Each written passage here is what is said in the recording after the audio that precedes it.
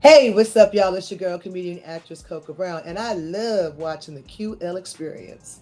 Hey, family, welcome back to the QL Experience. I am so excited because this next lady, she is one of the funniest women in comedy right now. Of course, you've seen her on Tyler Perry films. You've seen her on hit shows like 911, the Singles Moms Clubs, right? But now she started on a brand new movie alongside Holly Bailey. It's entitled You Meet in Tuscany. It's out in theaters this weekend, but Beyond the Lights family, she has also walked through one of the toughest seasons of her life as well, from losing her home in a devastating fire to receiving a blessing from Tyler Perry. I'm excited to have this conversation with her because it's been a minute, but please welcome my friend. She's an actress, she's a comedian, and she is a powerhouse to the industry. Coco Brown in the building. What up, mama? Hi, How you been? I'm good. I'm good. Much better from what I dealt with. And I had to laugh because that was the first time I ever heard Tuscany pronounced like that. Yeah. Wait, so I said it wrong. Tuscany. Tuscany. Tuscany.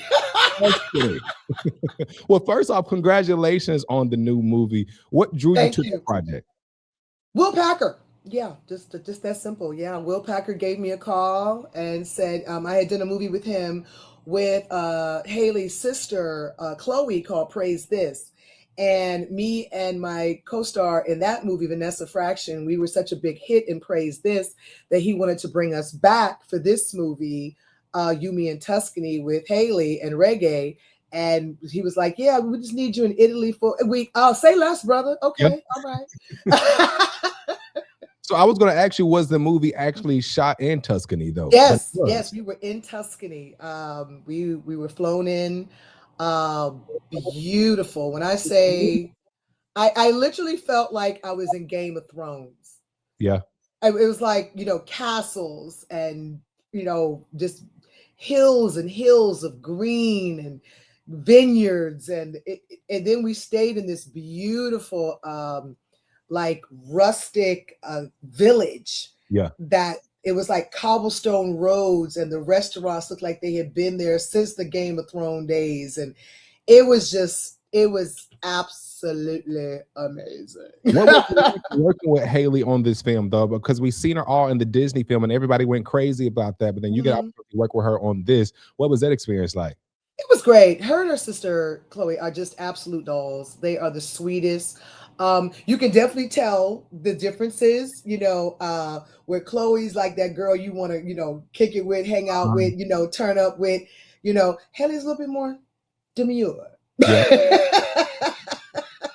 Ain't no But wrong. they're still very sweet. She's an amazing mama. She's an amazing mama. I got to see her with that beautiful baby. She's an amazing mama. Wow. So the movie's about romance, comedy. What can we expect whenever we watch this movie?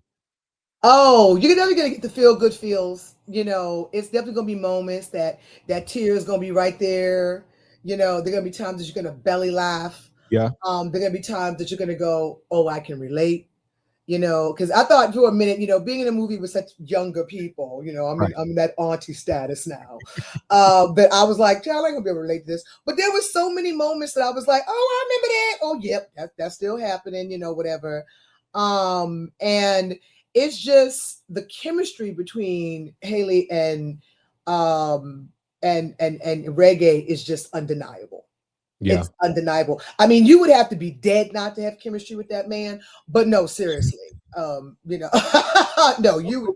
Coco said I wanted to have chemistry with him too, but that wasn't my Oh, role. honey, that's why I screamed out of that trailer. You can eat, pray, and love me, baby. And we That's are my beautiful specimen, honey. Lord. what makes you believe that this movie will be different from any other romantic comedies though? Well, it's always good to see two leads of color. Yeah, Let's just put that out there. absolutely. Because it's so rare.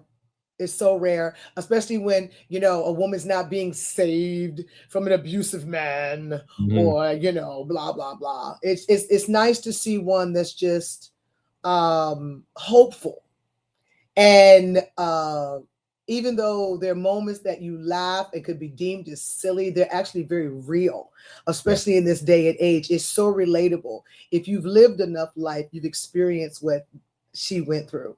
And if you're living life right now, you're probably going through that right now. And I think that because we've missed that chemistry of a Love Jones and a Brown Sugar, and a Best Man. And we miss that chemistry of seeing us on film, Yeah. in that capacity. It's a breath of fresh air. It's a breath of fresh air. Well, listen, I am definitely excited about it. Again, family, this weekend, you, me, and Tuscany. Did I say it right that time? Yo, it's Tuscany, baby. You keep saying Tuscany. Tuscany. Tuscany is a pasta.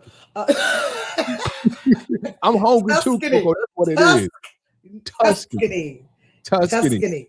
Well, There you listen, go, baby. Tuscany. the movie is here this weekend in theaters. But Coco, I got to ask you, you've had such a powerful journey from stand-up comedy to major films as well. When did you really realize like the acting was your calling, though?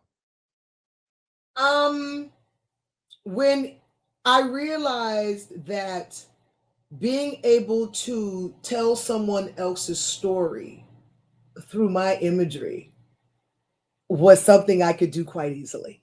Mm, Being an empath, I can relate to all different types of people, walks of life, experiences. I can see things through other people's eyes and feel things. So when I knew that I had that gift, and then people put a script in my hand, yeah, it became like this beautiful melting right. of two wonderful worlds. So, I love being able to tell other people's stories through my imagery. No, absolutely. And you worked with so many big names in Hollywood, from, of course, Will Packer, but also Tyler Perry as well. Would you say that those are individuals that kind of helped open doors for you as it regards to this Hollywood thing? Sure. I mean, I would have to add John Singleton in there. God Yeah, rest his soul. John opened major doors for me. You wouldn't have seen me on American Crime Story or 911 if it wasn't for John Singleton introducing me to Ryan Murphy. right. So, and Anthony Hemingway. It's been a blessing. I've had some amazing people that looked out for me, that opened the door for me, and I'm just a firm believer. Stay ready, so you ain't got to get ready, honey. Gotta stay ready so you ain't gotta get ready. You hear me? Okay. And you was All right. already ready when Tyler Perry had called you. I'm sure you learned so many things from him. What was it that you learned from him that you'll always keep with you for forever? That I can learn a script in about 30 minutes flat, and then I can focus on developing the character. Ah, Because we shot a lot. We shot very fast, and we shot a lot in that fast amount of time. yeah, And you had to know those lines. You had to be ready. So I always say I'm a proud graduate of the Tyler Perry School of Filmmaking. I guess that, people, when I do other projects and we've got weeks and months to learn something, and I come in, on the table read, and I know my lines, and they're like, yeah. dang. And I'm like, yeah, because now I can take all this time to really get into the character. Does intense filming, does that bother you? I think what drives me crazy when it drags, like going from like, where in a week's time with TP, we might shoot 4 or 5 episodes. Mhm. And I would go over and shoot The Neighborhood with Said, and a whole week prepared us to shoot one. Yeah. And it was like, don't get me wrong, I learned to work both of them, and it's great. But I sometimes will sit there and go like, can we get this over with already? I'm like, Yeah. I had to learn patience, darling, patience. Absolutely. And listen, Coco, you have really learned patience through a season that you went through, though. Of course, the world found out that your home had burned down. What it broke my heart. I'm not gonna lie to you. It literally crumbled my heart. My grandma called me, like it was a whole thing. Grandma think that you her granddaughter, I believe. I don't know Oh, what this bless her thing is that heart. she has with you. She met you one time and she Give her won't a big hug leave for it me. alone. But how did the experience change you, though? It taught me not to hold on to material things so Mhm. tightly.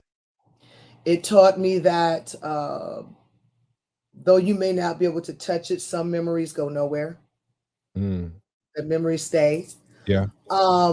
It taught me to never light another candle a day in my life. Yeah. So you're still not lighting candles at the crib right now? I wish you would light a candle in my house. Yeah. I would hurt you. But I'm not saying don't burn your candles, honey. I still burn my sage, honey. Sometimes you got to clear out the air. But it's just it also, it taught me that what is really important in life. In the end, though I lost so many material things and some memories and things I can never get back, In the end, I had my son, I had my animals, I had, my those that mattered were there. And rebuilding has been a journey, but it's taught me to not be so big on trying to impress everybody, Mm, yeah. doing what feels right for you. Do you feel like the support that Tyler Perry gave you, do you feel like that was for social media, or that was because y'all had a real relationship? Because you had people that were like, oh, Tyler Perry is that guy, but then you had those naysayers, you know what I mean, that was like, oh, this is just a social media thing. I'm like, wait a minute, they have a real relationship though. No, we have a real relationship. Like, I just saw Tyler a week ago at the New Edition concert. Really? Now, I'm not the one that's always going to have my phone up, like, take a picture with me, TP. Yeah. No, no, because when you're cool with somebody and you're friends with somebody, and they, they genuinely care about you, I don't need to show everybody I'm with you. Mm, yeah. So no, that was genuinely him caring about me and my son. And that stems back to even when I was carrying my son in my belly on the second season of For Better or Worse. And Yeah. he found out that, I had to go into that last trimester doctor's appointments. So he adjusted the filming schedule on days I had to go to the doctor. And Wow. when he found out that the mattress I was on in the Airbnb was not too comfortable for me at 8 months pregnant, he came and brought me a whole new bed. Like, these are the things that this man does. When he found that I was in labor, by the time I got to the hospital, I don't know how I got a private suite. Right. But, that's the kind of man he is, and because people found out, it got leaked, whatever. But no, no, that was because that's genuinely who he is. He cares about people. And if he has the means to help, which he does, Yeah. he's going to help. Do you ever get PTSD or anxiety whenever you leave your house? Like, how's your mental health doing since that situation? I still have my moments. I did have to I definitely had to do a little therapy, and my son did too, because we Mm. were in the home when it was burning down on Oh top of us, no. and we were running out of the house. And that was very traumatic, for both me and my child. One of the main reasons we didn't go back to that, property is because my son was like, "Mommy, I can't go back there," and I understood. So we ended up moving another place, another home. And no, I still have it. If I think I smell smoke, Yeah. like this morning, my general contractor was in here working on something in my refrigerator, and I walked out my room and said, "You smell smoke?" He's like, "No." I said, "You sure? You sure? Mm. You sure?" And then I realized that somebody gave me one of my plugins was called Tobacco Road. Who would want a house to smell like smoke? Okay, but okay. Yeah. But yeah, so I have my moments. I was up the other night just thinking about what I could have done differently. Could I have prevented, I still have those moments, woulda, coulda, shoulda, coulda, but then I catch myself and realize that, hey, you're over that now. Yeah. Yeah. Well, Coco, you have definitely overcome so much. What do you think keeps you motivated? I know it's your son. Mhm. That and I have a 100-year-old aunt, my aunt Florine, great aunt that just turned 100 years old. Happy birthday to And you. yes, 100. And this woman has lived a life of just, she looks amazing. You would never know she was 100. Yeah. And she's still sharp and lives in her house with just somebody that comes and checks in on her, every day. Like, she still cooks. She's still like, and I'm not saying I want to live that long, but Yeah. if I could, I would want it to be like that. Yeah. So, I mean, one of my motivations is just trying to be a good person, and do good things, and not sweat the small stuff, and pick my battles, and raise an incredible young man, and yeah, everything else will fall into place. Coco, for those who say, "Hey, I want to immerse myself into Hollywood. I want to immerse myself into the whole Right. acting game." Um, how do you stay grounded in Hollywood? I guess I would say, because you can get it right, but then some people lose that humbleness, right, and then they lose it all. You got to understand who you were before you got in this business is Mm, only going to be amplified. mm, That's the one thing I've realized. yeah, When I've talked to people that knew someone before they became this huge star and they get real, I'm either going to know if you were a good person before the money and fame, yeah, or you weren't a good person before the money and fame. And whatever, the money and fame is only going to amplify that. And, for me, I tend to like my peoples back home that I'm still friends with 30, 40 years deep. They don't call me Coca. They call me my real name. They Yeah. call me my childhood nickname. That keeps me humble. Yeah. Realizing that in the blink of an eye, this could all be taken away from you as it was taken from me, Right. and I wasn't out here wilding. I wasn't out here treating people like crap or whatever. I was out here trying to be a good person and it was still taken away from me. Yeah. So I've seen what karma or what God can do, and I'm like, so I'm constantly on the, you know, praise and worship team right Yeah. now. But you know, most times money and fame is going to amplify either your insecurities, your bad behavior, your heart, or lack thereof. Yeah. Yeah. That's all it's going to do. But I must say, I think that also speaks to your character and who you are as a person. Because I remember in the beginning of my radio career, when I reached out to you to do an article online for a magazine company I was working with at the time, you literally sent an email back. We did the interview. We exchanged numbers. And one of the things that always stood out to me was no matter what show you was on, no matter what award show, if you were going on the plane to go film something, you always checked in. You always make sure I was okay. You checked in on my mama and my grandma. And I think that is what, for me, it kind of made me see you as a real person and not just the actress or the comedian. Like, I think it made you real authentic, if that makes sense. Well, yeah, I mean, anybody worth their salt wants to be able to go to bed at night with a clear conscience Yeah. and do good things and do good by people. Then there's some people who just don't care. Like I tell people all the time, and I know this is going to sound so, I guess, weird to some people that don't believe this, but I always tell people, honey, if you want to go to Hollywood, just remember one thing: take God with you, because He ain't there. Gee. That is the business of building you up Yeah. to drop you. Yeah. That is the business of building you up to humble you. And you have to always be in a constant mindset of this is what I love to do, this is what I do, but it's not who I am. Coco, let me ask you this though, and we're getting ready to wrap up. But like, you're known for keeping it real. Has there ever been a space where a director has ever told you to tone it down a little bit, or you was doing too much? I mean, no. Yeah. I mean, the thing is, when I come in to a role, I've either been offered this role because they've seen me in something else or they know what Coca Brown brings, or Mhm. I've auditioned for this role and I got the role. Yeah. So I'm pretty much under the impression of knowing what you want me to be or, and do. But I also come in as a piece of clay. I don't come in so adamant about this is how it's going to be and I'm going to do it my way. Yeah. Because you have to learn, you have to have a kind of camaraderie and a relationship with the director. You got to be cool with the writers because otherwise they can write you some crap and you're over there like, help me, Lord. Yeah. So I come in pretty much like a piece of clay. So I've never had anybody tell me, oh, Coca, that's too much or Coca, that's too little, because I pretty much come in and say, now what will you have me do?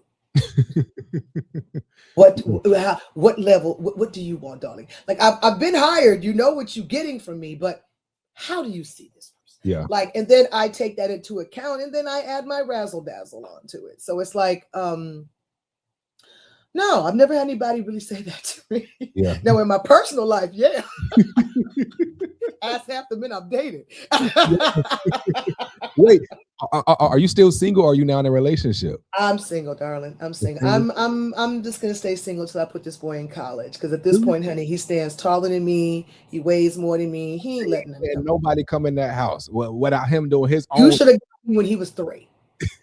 Because at 13, no, Yeah. no, he gonna put you up and down. He might be looking down on you, like, "What's up, bro?" Yeah. Like, Do you see yourself getting married again? God's will. Yeah. I mean, I'm not. I've learned not to anticipate anything. Sometimes just work towards being the best version of myself, and what happens will happen. Mhm.